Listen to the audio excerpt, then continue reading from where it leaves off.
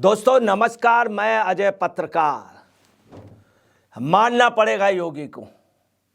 आपको बता रहे हैं, अभी तक ये था पेपर लीक। हिंदुस्तान के किसी भी राज्य में या कहीं पर भी पेपर लीक हमेशा हुई सरकार वीक, मगर ये पहला वो है। दुनिया के इतिहास की सबसे बड़ी भर्ती, हिंदुस्तान की सबसे बड़ी भर्ती, किसी राज्य की सबसे बड़ी भर्ती यूपी में पुलिस की हो रही थी। और पुलिस की यह भर्ती अगर सुचारू रूप से हो जाती तो हमारा एडमिनिस्ट्रेशन, हमारी कानून व्यवस्था बहुत अच्छी होती। हिंदुस्तान के आसपास के कई मुल्कों में सबसे अच्छा सर्वोत्तम बल उत्तर प्रदेश का पेश ही माना जाता था, परंतु कुछ लोगों ने उसको अपवित्र करने की कोशिश की। योगी जी को जहां पता चला कि पेपर लीक, उन्होंने शुक्रवार तक का टाइम दिया सभी लोगों की कि शुक्रवार तक शाम तक सारे लोग पुलिस कार्यालय पे, वहां पे व्हाट्सएप नंबर दिया, उसके जरिए फ़ोन के जरिए सूचनाएं दें। और उन्होंने कल एक आदेश के तहत परीक्षाएं रद्द कर दी और ये कहा कि सभी लोगों को बसों से आने को मिलेगा और 6 महीने के अंदर करा देंगे। अब इसके बाद उन्होंने एसटीएफ जांच के लिए बोल दिया कि एसटीएफ जांच होगी और जो दोषी हैं छोड़े नहीं जाएंगे। आपको बता रहे हैं, उनकी घोषणा के 24 घंटे भी नहीं बीत पाए और सलाखों के पीछे जो मेन अभियुक्त था, मेन कल्प्रिट, जो मेन दोषी था, जो मास्टरमाइंड था, नीरज यादव, वो सलाखों के पीछे पुलिस ने अरेस्ट कर लिया। ये कोई बात में हुई? हिंदुस्तान के सभी राज्यों में भर्ती पे घोटाले हुए हैं, जबरदस्त घोटाले हुए हैं। हिमाचल में यूपीएसएससी की हुआ था घोटाला, बिजली बोर्ड की लाइनमैन का। तमाम जगह यूपी में कई घोटाले हुए, परंतु ये पहला हिंदुस्तान के इतिहास में है। उस घोटाले को तुरंत ही घोटाले की जांच हुई, घोटाले के जो अभियुक्त लोग हैं उनको अरेस्ट किया गया और परीक्षा दोबारा होगी। अब आपको बता रहे हैं, नीरज यादव अरेस्ट हो गए। ये बलिया के रहने वाले थे, बलिया के, और ये छात्रों से इन्होंने पैसा लिया था और पेपर व्हाट्सएप से कुंजी, और जिसने इनका आंसर शीट वगैरह, इनका जो मेन वो था साथी, वो भी जल्द हिरासत में होगा पुलिस के हाथ में। वो बस जल्द ही आने वाला है। वो मथुरा का रहने वाला था और नीरज यादव ये बलिया के थे।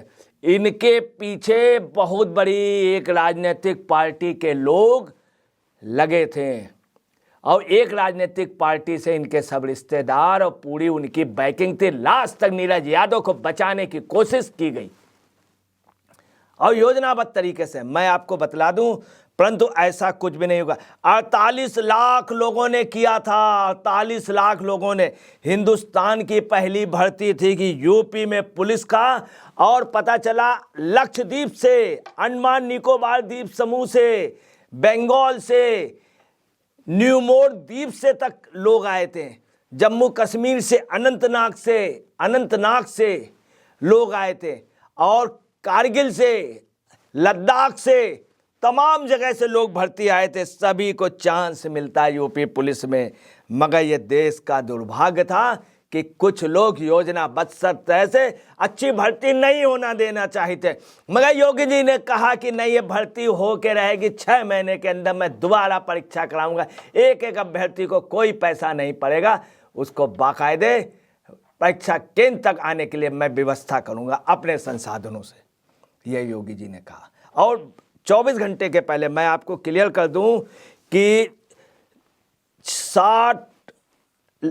60,244 इतनी बड़ी पोस्टें, इतनी ज़्यादा पोस्टों भी पुलिस में, इतनी तो कुछ राज्य के मतदाता व आबादी है।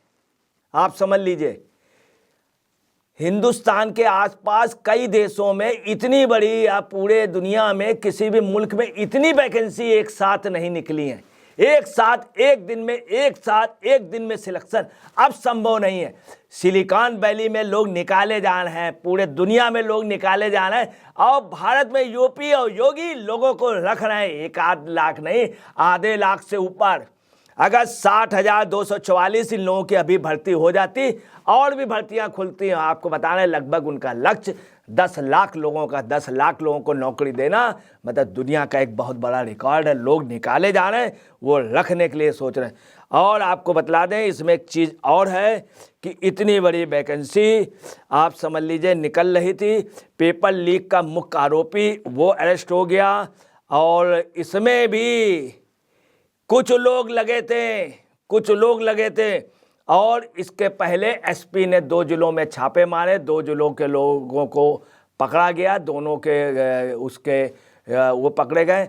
और गाजीपुर की भी संभावना है, वहाँ से कुछ लोगों को पकड़े जाने की, जल्द ही वो लोग हिरासत में होंगे। और वो दिन दूर नहीं है कि बहुत जल्दी इस पर कुछ बहुत बड़ा एक्शन होगा। मैं आपको बता दूं, ये परीक्षा जो है ये 17 फरवरी 18 फरवरी को हुई, और इस परीक्षा में स्पेशली रूप से आप समझ लीजिए आई का रेटिना चेक किया गया मैनुअल रूप से। दूसरी आपको बताना है कार्ड, उनका डिजिटल कार्ड, साथ में सीसीटीवी कैमरे, सीसीटीवी कंट्रोल रूम हर सेंटर बनाया गया। उसके तमाम जांचों के बाद आप समझ लीजिए अभ्यर्थी को अंदर जाने को मिल रहा था। इन सब के बावजूद भी आपको बताना है योजनाबद्ध तरीके से कुछ लोग लगे थे जिनका काम था कि एक अच्छे कार्य के लिए कालिक पोतने का, उन्होंने अपने ही कालिक पोत ली। आपको बताना है इसके पहले सपा के शासन के दौरान पे पुलिस की भर्तियां हुई थी। जो लोग भर्ती हुए थे उनके परिवार के लोग उस समय कहते थे, पेपरों में छपवाते थे कि हमने रुपया बेच करके, जमीन बेच करके।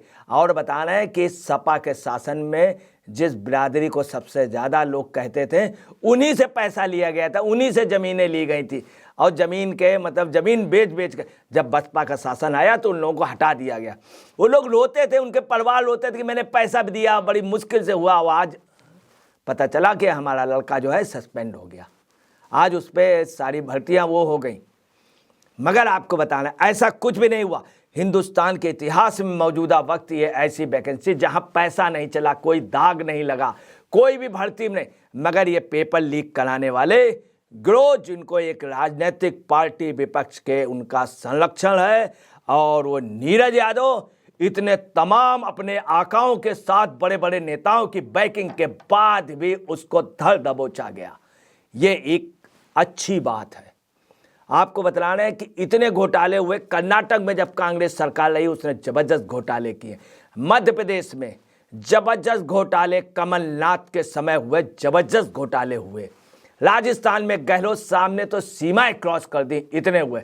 छत्तीसगढ़ में यही हुआ कि इतने घोटाले हुए कि पूछे नहीं, कि एक छत्तीसगढ़ में इतने वो हुए हैं कि सट्टा वाला जो मुख्यमंत्री थे, जो सट्टा खिलाते थे, उन्होंने जबरदस्त घोटाले किए नौकरी के नाम पर।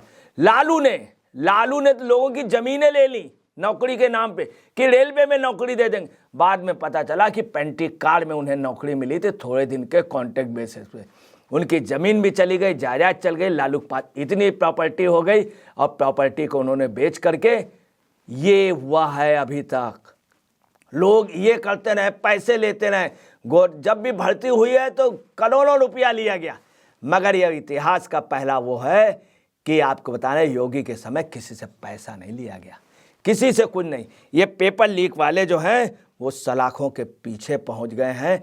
और आपको बताना है जो योगी ने कहा, आज आपको बताना है पूरे देश में लोग धरने प्रदर्शन कर रहे थे। पूरे यूपी में 48 लाख लोगों को न्याय मिला, और जल्द उन नौकरियों में रखे जाएंगे लोग 60,244। इसके बाद तुरंत ही और भी नौकरियां निकलेंगी, और नौकरियां निकलेंगी।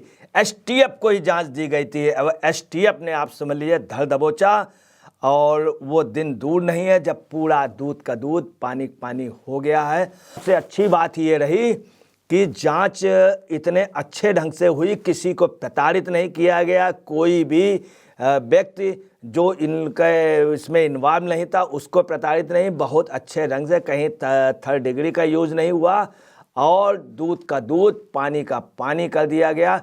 अब उन लोगों के लिए एक सबक है ये, जो भर्ती में विभिन्न राज्यों में घोटाले कर लेते थे। इसके पहले की सरकारों में भर्ती के नाम पे रुपया ओपिन चलता रहा, हर जगह मशहूर है, इतने लाख रुपया दो तब नौकरी मिलेगी, इतने लाख रुपया दो तब चपरासी की मिलेगी, इतने लाख रुपया दो तब आपको नौकरी मिलेगी। आज ये पोजीशन है कि बहुत कुछ आप समझ लीजिए, देश बदल रहा, प्रदेश बदल रहा है और देश सही हाथों में सुरक्षित है। कुछ भी हो, योगी जब आ रहे थे तब इतना विश्वास नहीं था कि इतने अच्छे शासन करेंगे, मगर योगी खरे साबित हुए, ये एक अच्छी बात है। और यही ये अखिलेश जी, राहुल जी, मल्लिकार्जुन खड़गे जी, प्रियंका जी, सोनिया जी, सब लोग ये चिल्ला रहे थे और इनकी चिल्लाहट कम हो गई। परंतु इससे सबक लेकर के ये हिमाचल में जो घोटाला हुआ है उसको सोनिया जी ठीक कराएं, जो कर्नाटक में हो रहा है उसको ठीक कराएं सोनिया जी, और तब अच्छी बात होगी। और अखिलेश जी भी और जगह इंडी गठबंधन में खास तौर से दबाव बनावे कि इस तरह के घोटाले ना हो और ऐसा भी ना हो कि राज्यसभा की टिकट अमीरों को दी जाए या ऐसे लोगों को जो किसी बहुत बड़े परिवार की हो खास उनको दी जाए, ऐसा भी ना हो। ये वास्तव में बता रहा है कि हर जगह सीट पे झगड़ा, ये इतनी सीट थी 60,244, इनको सबको अब फिर नौकरियां बहुत जल्द मिलेंगी। दोस्तों नमस्कार, मैं अजय पत्रकार।